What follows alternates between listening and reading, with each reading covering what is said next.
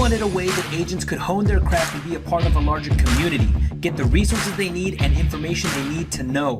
We cover relevant topics in the industry that will help you close more sales. We talk to top producers and industry leaders to share knowledge and best practices from around the country. So if you want to make more sales, then listen up, because we're dropping gold. Hey, what's up, everybody?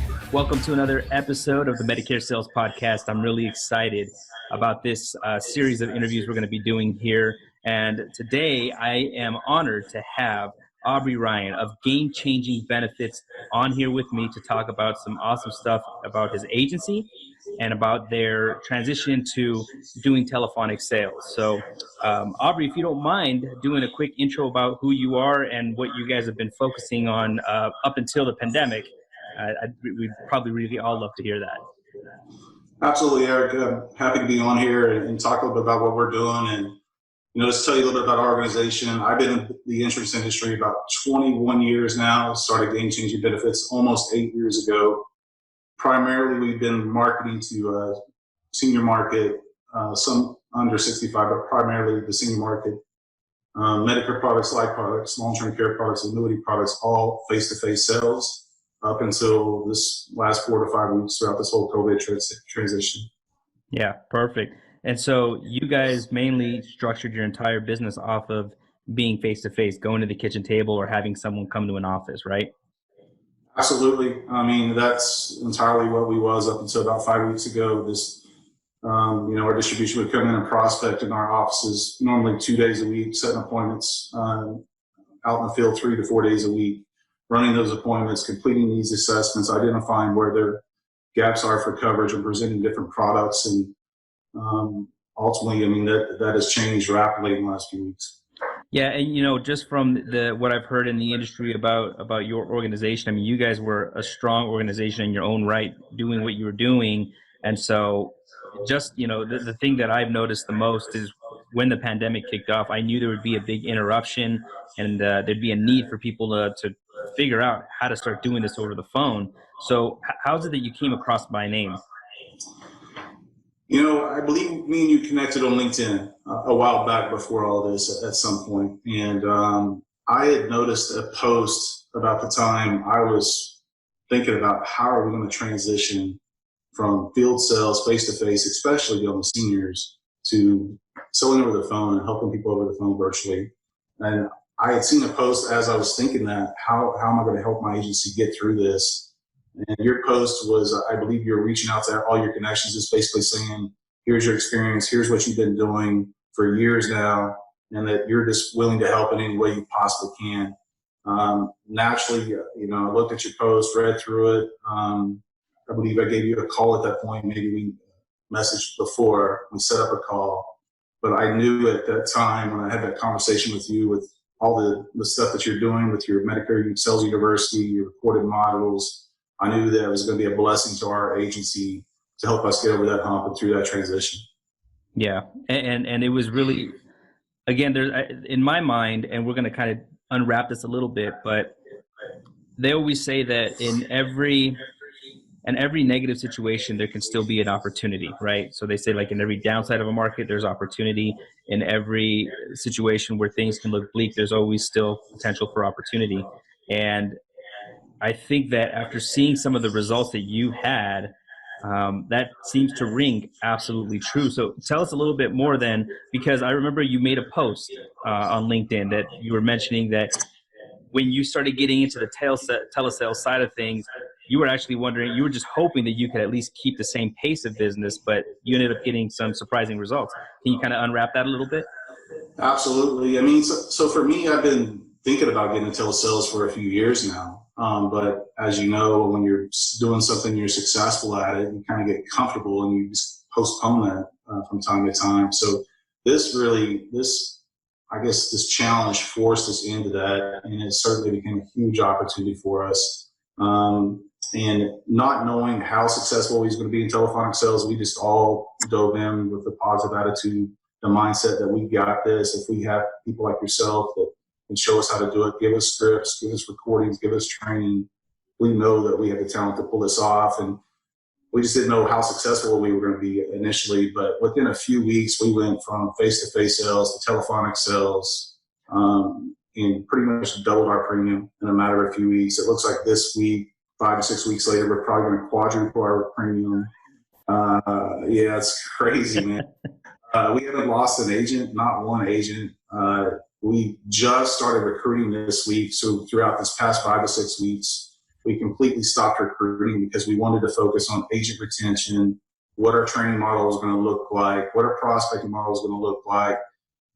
So to think that we've almost quadrupled our sales since that time frame with the exact same distribution is mind-boggling. But this week this week we're adding to it. And, coming out of this, I do believe that we will have some agents that are going to want to go to the field, do some face-to-face sales, whereas some agents are going to want to do both telephonic sales and face-to-face sales. But I know there's going to be a huge percentage of them that have said, I'm done with the card, man. I'm just going to go prospect over the phone 5 days a week and keep rolling with this. So crazy times. Have any of your agents told you about some of the benefits that they've seen since selling over the phone? Not just from a production standpoint, but about any other good benefits that they've had from working from home and doing this? Yeah, I mean, naturally more family time. A lot of them are sleeping in a little later, maybe having breakfast with their family. They're done in the evenings earlier. Some of the ones that are at home, they're taking daily walks with their spouses or kids or whatever it may be. Just the little things in life that you just don't really think about at all the times going on. But that is the biggest thing. And then you hear a lot of them saying, "Man, it's raining today. I don't have to worry about going out and working in the rain, getting in and out of the car, or whatever the weather may be." So, yeah. That quality of life is absolutely what was game changer for me. I always tell people when I was younger, money was obviously important to me because, well, I was trying to get established and I wanted to get a home. I wanted to be able to marry my at the time was my girlfriend, who now is my wife. There was all these goals I had I needed to make money. So money was a big driver. But once that happened, once I settled in, it stopped being about the money. It started being more about the important things like your quality of life, and that's a huge part of it, is being able to have that family time. Even with, having to open up the call center, a couple years back and working as much as I have been, we forcefully still would get up early enough that our family could still have breakfast together before I had to go to the office. And that's just something that's been really important to me. So when you brought that up, it hit a chord with me, because that is absolutely one of the most important parts of our daily, is being able to get up and eat together as a family and kind of just get our minds right, to start off the day. So I love hearing that. I definitely love hearing that. I wanted to also ask you, I guess, with states starting to open back up, and again, we don't know if it's going to be, they're saying there's going to possibly be a second wave or whatever, but with states opening back up, and being that you guys had such a strong presence in home and all that good stuff, do you have right now, are you kind of just like going based on state guidelines, or are you guys going to kind of use a different metric? Like, even if the state opens, that you'll use a different metric, just because we interact with seniors, we interact with people who are more vulnerable to COVID, right? So I'm just wondering if you guys, how are you guys planning on proceeding whenever that happens? Well, I mean, for the time being, all of our agents are 1099, so they're self-employed. They can make their own decisions, but we want to give them some direction. And most importantly, we want them to be safe, and we want our clients to be safe. So we're ultimately definitely going to follow the state guidelines. And with that being said, I would say we're going to be far more conservative than the state guidelines. So the state guidelines are saying certain businesses can open up to a certain percentage. For us, I don't really see what we're doing changing it. We're just going to be remotely doing telephonic sales until everybody supposedly is as safe as we possibly can be. Yeah. And again, it just gives you more time to perfect this art and science of telephonic sales. And the stronger you get at it, I think I can already see it happening with you, that the light bulbs are going off and you're thinking about, man, the way you can scale in this model is just the opportunities are endless. Yeah, it's crazy. And then we'll talk a little bit about CRM stuff, but we hadn't really started utilizing the CRM to the full capability and doing a lot of cross selling and marketing, that kind of thing. So just for what we're doing already without the cross selling, without utilizing the CRM as much as we need to be doing, it's just really, really exciting to scale. And for us, we're looking at a variety of different come out of this. We have offices across Texas and Tennessee that we're going to be recruiting agents to a full-time call center distribution opportunity. We're going to also have some field distribution out there delivering those policies from the call center that the call center actually sells and cross-selling. And then we're going to have virtual remote opportunities for people working out of houses all across the country. And then if we find leadership within one of those individuals that's performing at a high level, and then we'll open up a call center in that location, we're going to look at that too. So all kinds of things going on right now. Yeah. And it's what I love is the feedback I've been getting from your team once they started getting on the CRM, because like you're saying, they just jumped on it to start using it for its basic functionalities of efficiency, where you have all your leads stored in one area and you have a certain view where you can work your leads and dial from. But yeah, there's also the whole other aspect of automation that I always say that's like a whole other set of people working for you, and the more you guys delve into that and start playing with that, I mean, you're already doing phenomenal without it, or even with the little bit that you are doing. But yeah, once it goes into full swing, I'm sure your results are going to even get better. Yeah, no doubt. So I think that, to me, the biggest reason that I want to do an interview like this is the inspiration part of it, that a team that was already doing phenomenal face to face, having to face this change, this situation where they had to pivot.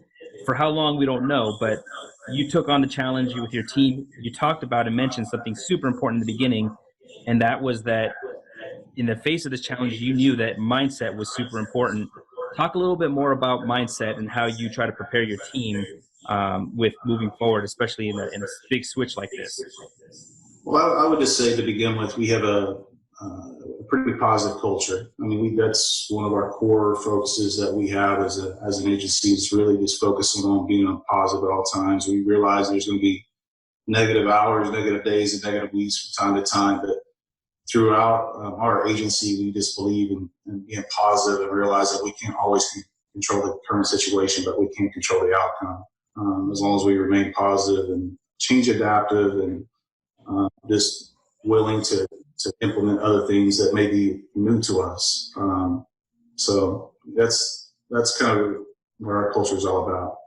And culture is probably one of the most important things that I always talk about in an organization. So, and again, just from some other people that I've talked to in the industry who know you, they all give you praise about how you've always done an amazing job with the culture in your organization. And that's one of the biggest driving factors for you. So I praise you for that, because I think that is, to me, one of the most important things of a successful organization is the culture that you drive.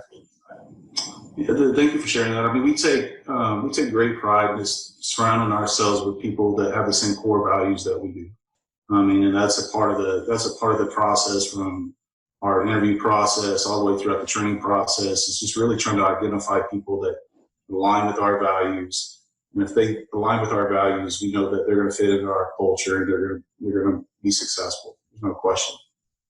So a question that I get a lot from people who are considering, they've been in the business for a while as a solo agent, and they've built up a nice book of business, and they're like, man, I want to start building a team, right? And so when they want to make that endeavor to start building a team, what would you say? Is there certain things you look for in somebody you're going to bring on as part of your team? Like you said, they're 1099 agents. So if there's someone that you're going to bring on as part of your team, what do you look for in that person that you feel is most important, that gives you a decent indicator that they're going to be successful at what we do? I would just say, are they receptive to feedback? And then I would ask them a few questions, or we would potentially ask them a few questions of throughout their lifetime, whether they've got critical feedback and what have they done with it. To me, we're looking for a person that can accept feedback and implement the courage and the knowledge that we're trying to give them. So that we're looking for feedback. We're looking for people that are open to change adaptive. We're going to ask them, at what point in your life have you experienced some change? How did you adapt to that? Because if they're just stuck in their own mindset, they're not going to take any feedback. They're not open to change. For us, they probably wouldn't be a fit in the organization. And then, the next would just be coming down to just pure work ethic. Tell us a little bit about your work ethic. Tell us about what you're willing to commit to do to provide for your family or if you're an individual to meet your goals. Because as you know, Eric, I mean, just getting in this business, whether you're just getting into it or you're a few years into it, it's a grind for a while until you learn the products and systems and procedures, etc. And that's a great point, because I would say that what I've noticed a lot in the industry is that when people, they see on social media the success from a lot of people who talk about their success, talk about how many sales they made for the week.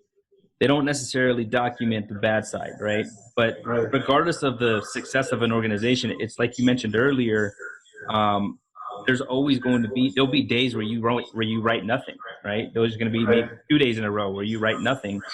What do you give advice to your agents? What do you tell them to help get through those rough patches? I would just say for us, we have a system, a weekly system, and I would say don't focus on the day, focus on finishing the numbers, finishing our system for the end of the week. You know what I mean? So, as you know, you got good days, you can have bad days, but for us, at the end of the week, what does your results look like? And most likely for us, and I would imagine any successful organization, if they worked that particular system, odds are they had a good week or potentially a great week. The next day, move on. So, because it ultimately, regardless of whether you had a good day or bad day, it's that discipline to still put in the same amount of effort every single day that's going to get you that end of week result that you're talking about. Yeah. Absolutely. So yeah, had a call with an agent just a week ago, and was really frustrated. He wasn't making any money. He hadn't made any money 2 days in a row being on the phone. It's like, this is Wednesday morning. I'm like, just chill, just finish the week, and then let's have this conversation, see where you're at. You got this. And literally 3 hours later, I think you made $2,500 or something. So yeah, That's how it rolls, right? Yeah. But you got to keep plugging away. That's the key, and that's why I always tell people, especially getting in the Medicare side of things, you need to be more of a portfolio agent. I think in this day and time, it's harder to just focus on selling supplements only or Advantage only, even Medicare only, especially when you're getting started. You need to have these other products you can cross-sell so that it helps you with that income side. Otherwise, and that's if you're independent. Otherwise, you have the option of joining teams like yourself where you can provide support, right? You can provide support, provide help with the CRMs and the lead functions and all that stuff. So, again, I always tell agents, be very aware of what's the best fit for you. Not everybody is in a position or even designed to be a truly 100% independent agent, right? Correct. There's agents that do need the support of an organization like Aubrey's, which is, just to plug them. If you guys are looking for something like that, Aubrey's obviously has a great organization, game-changing benefits. And so, if there's anyone that's listening that ever wants to reach out to him, because he's the real deal. And obviously his agents are finding success with his organization. And I think that it's important more people are aware of organizations like yourself that are out there showing agents there's still a way to be successful in this business, even if you're not 100% independent. Absolutely. For us, I would say quite a bit about us now, but I would say we're definitely more of a hybrid model. That's exactly what I wanted it to be. So you got your independent agents out there that are kind of doing their own thing or on their own island, and some of them are wildly successful, and I completely get that, and good for them. And then you got your captive distribution that works for insurance companies that have support and have training and lead support, marketing support, management opportunities with their portfolio, as you know. So for us, we try to blend the two together and give them that team environment, the lead support, marketing support, management opportunities, but know that they're also going to have the very best products in the industry. So but there's a great opportunity in this industry, regardless of where you're at, in my opinion. They just got to find the right fit. If anybody ever wanted to, I guess, get in contact with you about an opportunity or whatnot, how would they reach you? They could email us at opportunity@gamechangingbenefits.com, or they could simply go to our website, gamechangingbenefits.com, and there'll be a contact form there for them to get more information. Awesome. Hey, well, really, I appreciate that you take the time out. Again, Aubrey's a real humble guy. He's not a guy that jumps on camera. So he's doing this as a favor to me, because I just, I was really pressuring him, but he's a great guy. So I love seeing somebody who has the work ethic that you have, and staying humble the way you have, because you obviously deserve a lot of credit for, what you've been able to build with your organization and the kind of team you have. So thanks again, man. And again, if you guys want to reach him, feel free to reach out to him. He can get more information on opportunities that he offers. Otherwise, we'll see you guys on the next video. Thanks a lot. All right. Thanks, Eric. Take care. Hey, thanks for checking out the podcast. If you want access to a special free trial offer to this proven system that gets agents writing business 100% over the phone, then send me a text, 480-573-7559. This is access to the whole package, the knowledge, the tools, the scripts, the ongoing training. It's all found here at MedicareSalesUniversity.net. Send me a text. See you on the other side.